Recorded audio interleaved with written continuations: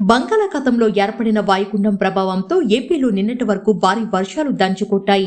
కోస్తా తీర ప్రాంత జిల్లాలను ముంచివేశాయి. ప్రత్యేకించి రాజధాని అమరావతి సహా ఎన్టీఆర్, గుంటూరు జిల్లాలు తీవ్రంగా దెబ్బతిన్నాయి. ఎగువ పరివాహక ప్రాంతాల్లో కురిసిన భారీ వర్షాల వల్ల కృష్ణానది ఉగ్ర రూపాన్ని ధరించింది. వరద నీటితో పోటెత్తింది. బుడమేరకు వరద ప్రవాహం కొనసాగుతూనే ఉంది. విజయవాడ, అమరావతి ప్రాంతాలు ఇంకా నీటిలోనే నానుతున్నాయి.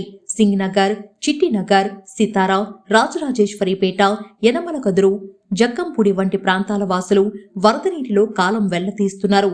ప్రకాశం బ్యారేజ్ వద్ద వరద ఉధృతి తగ్గుముఖం పట్టింది. సోమవారం మధ్యాహ్నం 3 గంటల సమయంలో రికార్డు స్థాయిలో 11.43 లక్షల క్యూసెక్కుల వరద ప్రవాహం కనిపించింది. రాత్రికి దీని తీవ్రత 11.20 లక్షల క్యూసెక్కులకు తగ్గినట్లుగా విపత్తు నిర్వహణ విభాగం తెలిపింది. వర్షాలు, వరద తీవ్రత తగ్గుముఖం పట్టిన నేపథ్యంలో సహాయక పునరావాస చర్యలను మరింత వేగవంతం చేయాలని ప్రభుత్వం సంకల్పించింది. దీనికి అనుగుణంగా శరవేగంగా నిర్ణయాలను తీసుకుంటుంది. అధికార యంత్రాంగం మొత్తాన్ని వరద ప్రభావిత ప్రాంతాల్లో మోహరింపజేసింది. పార్టీ క్యాడర్ సహాయ సహకారాలను తీసుకుంటుంది. వరద సహాయక చర్యల్లో పాల్గొనాలంటూ మంత్రి నారా లోకేష్ ఇప్పటికే కార్యకర్తలకు విజ్ఞప్తి చేశారు. వరద ప్రవాహం దాటికి భారీ ఫిషింగ్ బోట్లు కొట్టుకొని వచ్చి బ్యారేజీ గేట్లను బలంగా ఢీకొట్టిన ఉదంతంపై ముఖ్యమంత్రి చంద్రబాబు నాయుడు స్పందించారు. దీని వెనుక కుట్రకోణం ఉండొచ్చని అనుమానం వ్యక్తం చేశారు.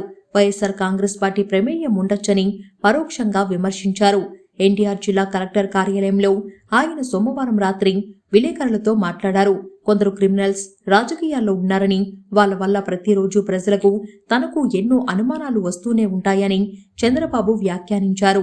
2 బోట్లు వచ్చి ప్రకాశం బ్యారేజీని ఢీకొట్టాయని, దానివల్ల కొంత డ్యామేజీ జరిగిందని, వాటిని ఎలా సరిచేయాలనేదే చర్చిస్తున్నామని అన్నారు. ఆ బోట్లు ఎక్కడి నుంచి వచ్చాయో తెలియట్లేదని చంద్రబాబు పేర్కొన్నారు. వివేకానందరెడ్డిని హత్య చేసి దాని గుండెపోటుగా ప్రచారం చేసిన వాళ్ళు ఇలాంటివి కూడా చేయొచ్చేమో అని వ్యాఖ్యానించారు.